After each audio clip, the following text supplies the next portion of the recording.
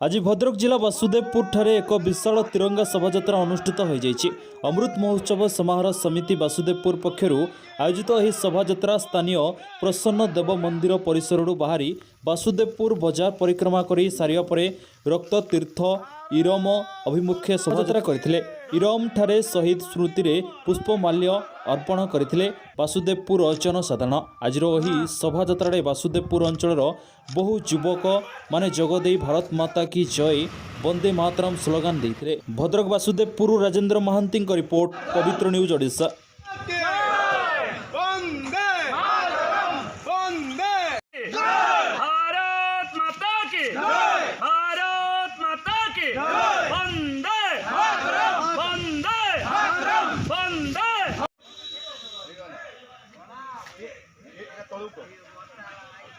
संतोष